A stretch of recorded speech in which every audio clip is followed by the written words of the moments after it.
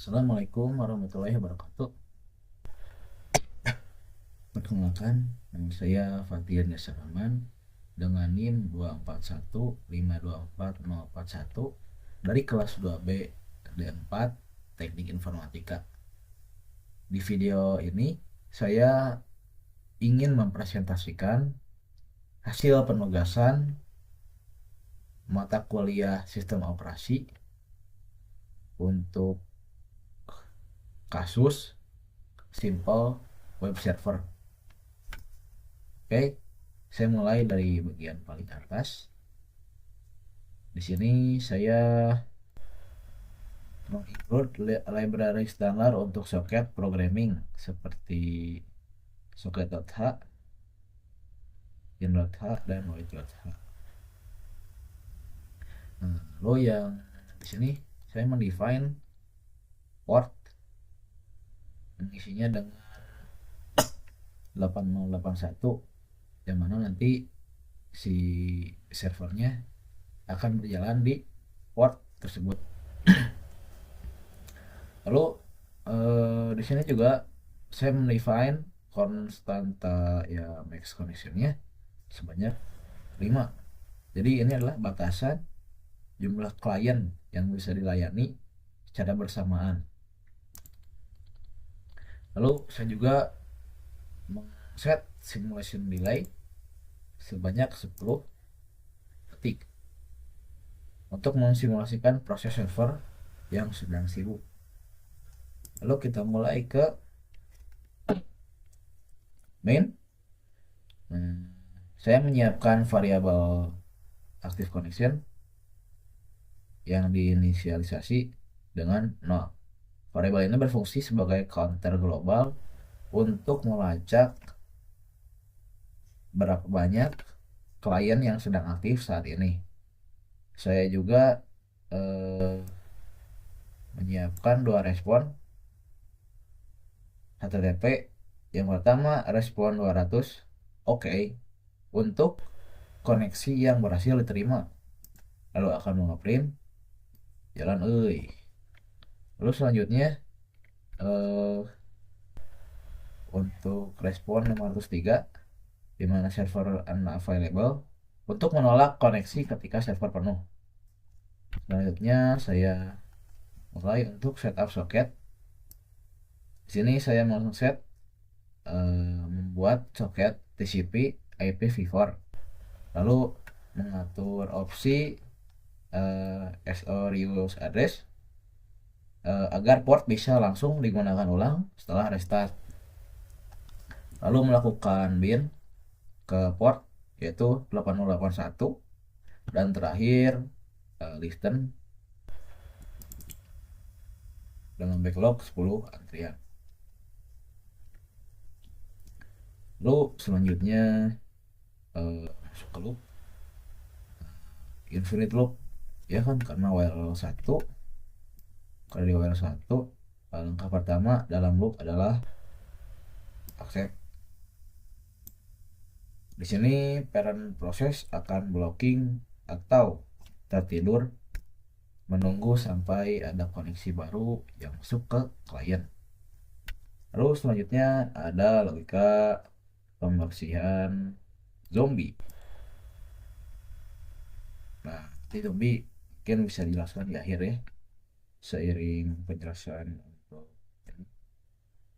Nah, jadi bagian ini penting untuk menangani zombie proses dan recovery. Tepat setelah menerima koneksi atau saat loop berjalan, server menjalankan webkit dengan flag WNO hang. Fungsinya untuk mengecek apakah ada child process yang sudah selesai tugasnya. Jika ada,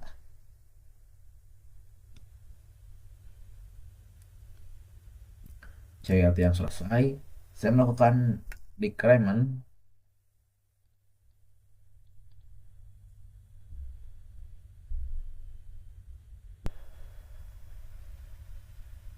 active connection Ini memastikan slot koneksi yang tadinya terpakai kini menjadi kosong dan bisa dipakai klien baru.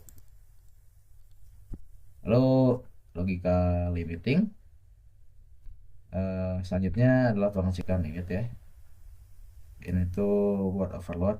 Jadi saya mengecek apakah koneksi aktif saat ini sudah sama dengan 5 yang kita define di atas. Jika iya, maka server dianggap penuh.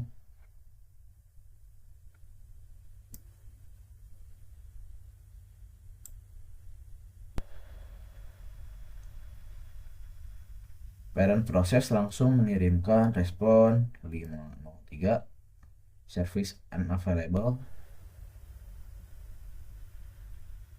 ke klien tersebut, lalu menutup koneksinya dan kembali ke awal loop. Jadi proses fork tidak dijalankan.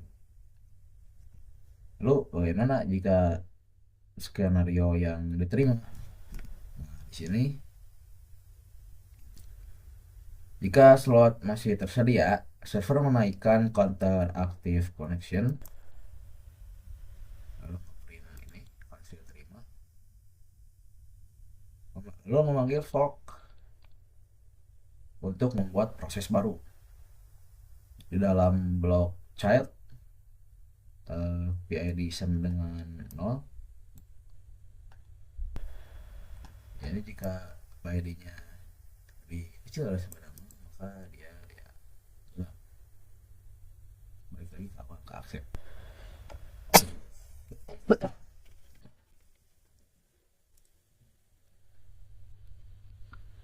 Terus ini di proses child bakal menutup listener soket karena tidak dibutuh lagi. Lalu ngeprint ini koneksi telah diambil. Child melakukan simulasi pekerjaan berat dengan sleep selama 10 detik. Setelah itu mengirimkan respon 200 oke, yang mana eh, berhasil ya, respon oke ke klien. Terakhir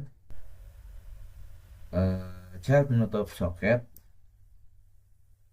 klien dan memanggil exit agar tidak menjadi zombie. Nah ini yang tadi saya ngomongin zombie. eh, Kalau dia nggak di exit jadi zombie, makanya harus dibersihin dulu di awal tadi. Lalu di parent proses, parent hanya bertugas menutup soket koneksi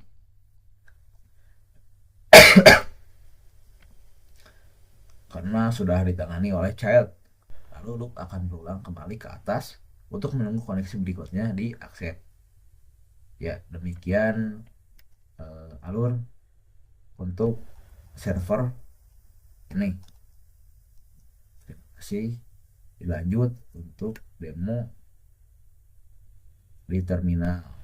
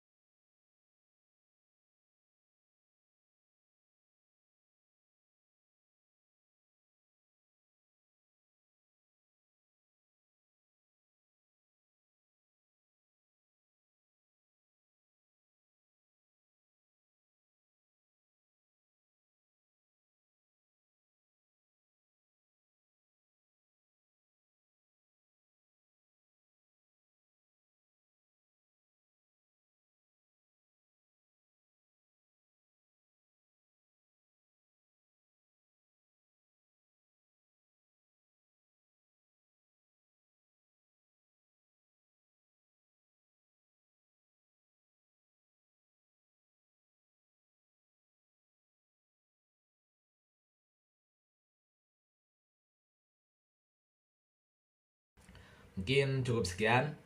Terima kasih atas perhatiannya.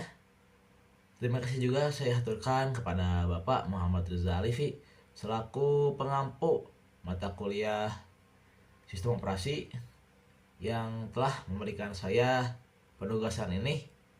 Saya setidaknya sedikitnya jadi paham bagaimana cara kerja socket programming, juga membuat simple web server. Saya juga ingin berterima kasih kepada pihak-pihak luar, dokumentasi-dokumentasi, dan juga saya di sini menggunakan AI untuk mengkonekkan eh, saya dengan dokumentasi-dokumentasi tersebut, sehingga saya bisa sedikitnya juga menjadi paham kode yang dibuat. Mungkin cukup sekian. Mohon maaf bila ada salah dalam presentasi ini. Wassalamualaikum warahmatullahi wabarakatuh.